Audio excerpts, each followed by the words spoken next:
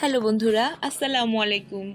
নতুন আরেকটি ভিডিওতে আপনাদেরকে সবাইকে স্বাগতম। বন্ধুরা, আজ আমি যে ভিডিওটি নিয়ে এসেছি সেটা হলো ঢাকা থেকে কুমিল্লা কিভাবে যাবেন। চট্টগ্রাম বিভাগের অন্তর্গত কুমিল্লা জেলা খাদি কাপড় ও রসমালাইয়ের জন্য যে বিখ্যাত, শেষ কথা আমরা সবাই জানি। এই জেলায় রয়েছে বেশ কিছু ঐতিহ্যবাহী নিদর্শন এবং দর্শনীয় স্থান।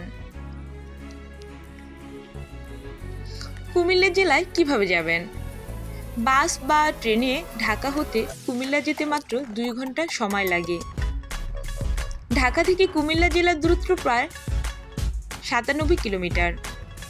তাই ঢাকা থেকে কুমিল্লা জেলা ভ্রমণ গন্তব্য হিসেবে অনেক জনপ্রিয় একটি জেলা।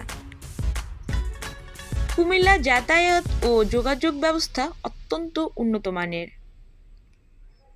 উপমহাদেশের অন্যতম প্রাচীন সড়ক এই কুমিল্লা শহরের মধ্য দিয়েই অতিক্রম করেছে। তবে রেলপথে ঢাকা থেকে কুমিল্লা যেতে মোট 157 কিলোমিটার পথ অতিক্রম করতে হয়।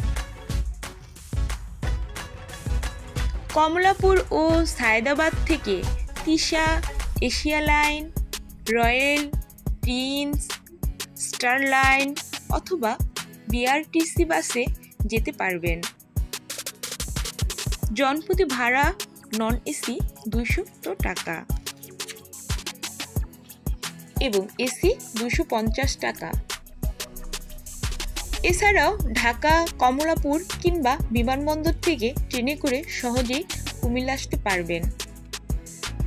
চট্টগ্রামগামী সুবর্ণা ও সোনার বাংলা বাদে প্রায় সকল ট্রেনই কুমিল্লা শহরে থামে। ট্রেনে ঢাকা থেকে কুমিল্লা জনপ্রতি ভাড়া 90 থেকে 250 টাকা। বন্ধুরা, আপনারা একদিনের ভ্রমণ গন্তব্য হিসেবে অবশ্যই কুমিল্লা বেড়াতে আসবেন,